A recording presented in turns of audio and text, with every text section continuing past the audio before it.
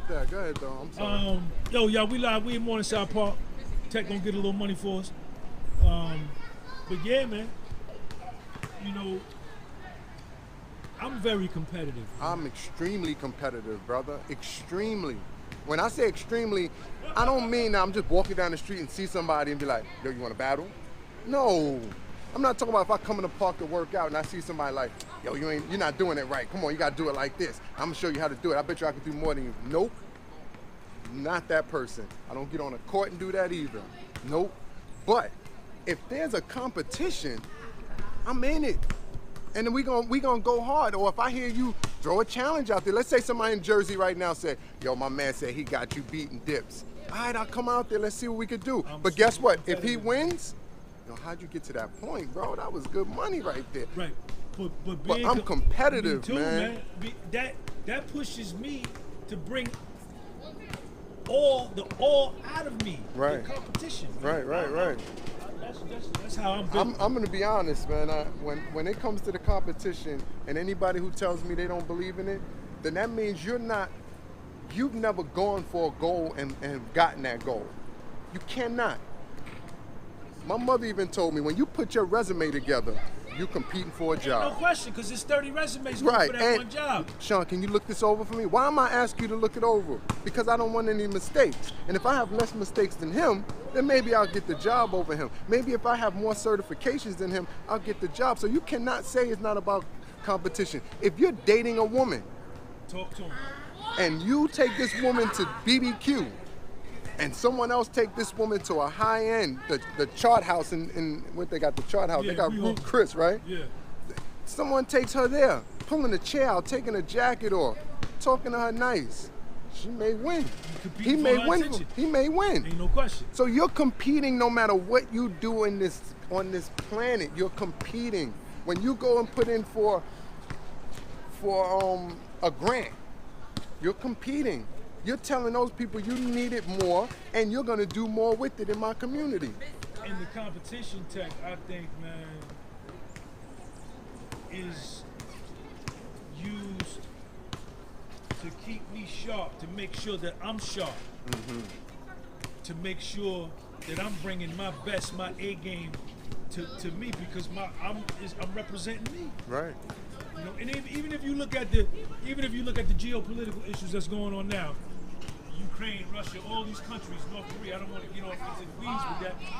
Nothing but competition. Everything's competition, for resources. man. Everything. Even when you go to the store, you'll walk into a store and be like, how much is the sandwich? $3.50? Nah, I'm good. I'm gonna walk over there. They may turn you around like, all right, what do you usually pay? How many times that's happened with us with sneakers, boots? You go into a store and they be like, $190 for those. You be like, $190? Come on, it's 200 even around the corner. You gotta throw tax on it. All right, no tax, 190. You're competing. Yeah. Everything's competition. Yeah. You know what I mean? So everything I've done great in my life, I had to compete for that spot. I was working at a job as a temporary porter. Then I became a porter. Then I became a handyman. Then I became assistant super. Then I became a superintendent. Most of the guys there were there 20 plus years over me. Union. They could have gotten a position, right? No, they weren't competitive enough. Then they want to come and try and knock me for going for it and say, well, maybe nobody want that job, you know what I'm saying? Nobody want to be at that level. You're right, some people don't, but don't knock me for wanting it. And don't knock me for competing to get it. And most people, if you ask them, it's a $20,000 difference. Do you want the money? Yeah, you want the money, and then they don't want the responsibility, but you want the money. But you can't get the money without the responsibility, and you can't get to that responsible level without competing. I'm competitive, man. I'm competitive. I go for it. Anything I've ever done great in my life is because I competed. Right. Now, yes, there is a competition within me where I say, damn, I usually could catch 150 push-ups in 2 minutes. I'm going to try and get that in a minute. That's the competition in me, yes. Yeah. But that's how we get better at something. Yeah. You know what I mean? Yeah. And if you my man, I'm going to push you to do it. You're supposed to. I'm going to push you to do it. Yeah. You know what I mean? Oh, come on. You've been working on this push-up routine for 2 weeks now. What's going on? Yeah. You know what I mean? Yeah. So that's one of those things where that's a huge part of succeeding, of making it from one point to another. That's what I love about battle rap. Battle rap was blowing up around the same time calisthenics was blowing up. Look at the dates. It was around the same time, you know, and those dudes can compete. They'll talk about their moms, their kids. They'll talk about everything. They ain't shit. You ain't this. You're not. And the next thing you know, win, lose, they all chilling together. Competition. When they writing them bars, they being competitive. My bars got to be better. They got to hit harder. They got to make sense. They have to be relevant to the news today. All of that is competition. And then the people who talk that competition, which was crazy, I've heard the people say they don't believe in competition. They rather one thing over competition. But they'll watch sports. Collaboration over competition. But they'll watch sports. And root for a team. And root for one team.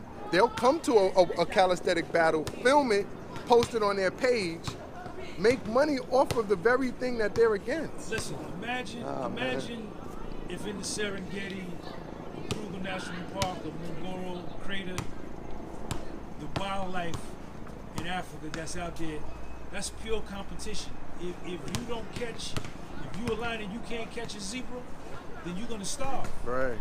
You know, this thing, and I think we've just been, you know, these social programs and being indoctrinated with this being nice and seeking the approval of others and not really going out and destroying the competition. You know, I think we got it wrong, man. You know, you gotta, you know, I tell Little Sean all the time, man, don't you get on that baseball diamond, man. If I come up to bat, Sean, you don't know me. Right. You act like you throw one right at my head first and back me up off the plate. Then you bang 3 strikes and say, Dad, why did you step in the batter's box with me? And then me and you'll be cool later on when we eat. But when it's time to get down for the crown, I'm coming. Right. I'm coming. One of the top lines I've ever heard in a movie, one of the many, is when Morgan Freeman was in Lean On Me and he goes back and forth with his friend. Now remember, they were friends. And then his friend was like the superintendent of the schools and he was the principal. So they go into a back and forth of how he wants him to run the school, but the principal, of course, is like, I'm gonna run it how I want. And he's like, contrary to popular belief, I'm the head man in charge. Right. Remember? Yeah, he said that. Yeah. So after saying that, he taps him on the shoulder and says, let's go get something to eat. Do you see how he was able to separate? Yeah. Like, I run the show. Yeah. I'm the superintendent, you're the principal. I run the show. Afterwards, after he let that be known, tapped him on the back and said, now let's go get something to eat. Because he could separate that. So that's what makes us as people. So we do have it wrong if we think everybody's supposed to be a part of, man. Like I would never think that I could just get on a baseball field and say, well, I'm the same age as you and I play sports like you. I should be able to be on your team. No, but I'm not at your skill level. But look, man, you were just talking about that. It's only a starting 5 in a basketball game. That's it. And the best 5, if the coach if he's straight up and down like 6 o'clock and he's being objective, the best 5 kids gonna play. All the time. Whether if the dude that's number 6 is his son or not. Right. The best 9 baseball players is gonna play. The best All 11 day. football players is gonna play. So y'all be teammates off the field, but when it comes time to show and prove who gonna start Sunday, I can't really care too much about how you feel about what I'm going to do. I want to play.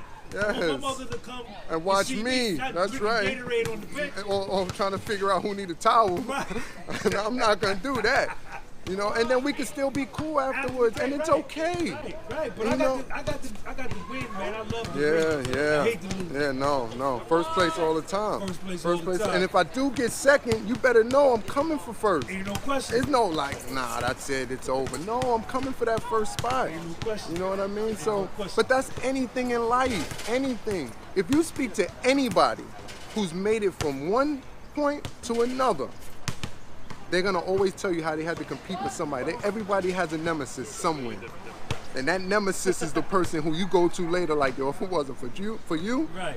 You know, it's a certain respect. Superman had, who had Lex Luger? Lex Luger, right. Batman had the Joker. Everybody's got one. Right. But you know what? Those people made them better. You got to stay on your toes. Yo, that's crazy. You remember that line from Batman, from Dark Knight?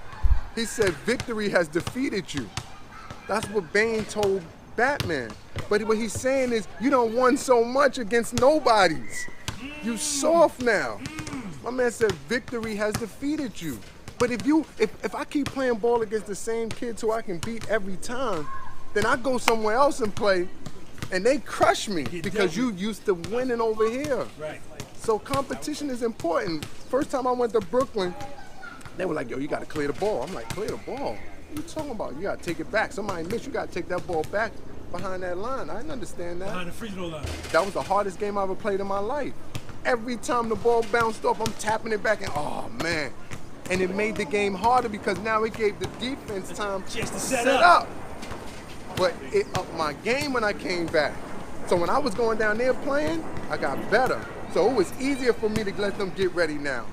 It was a game now because it was like, y'all don't want to tap it back in. I want to clear it now because that's going to step me up. You know what I mean? It's like playing against older people.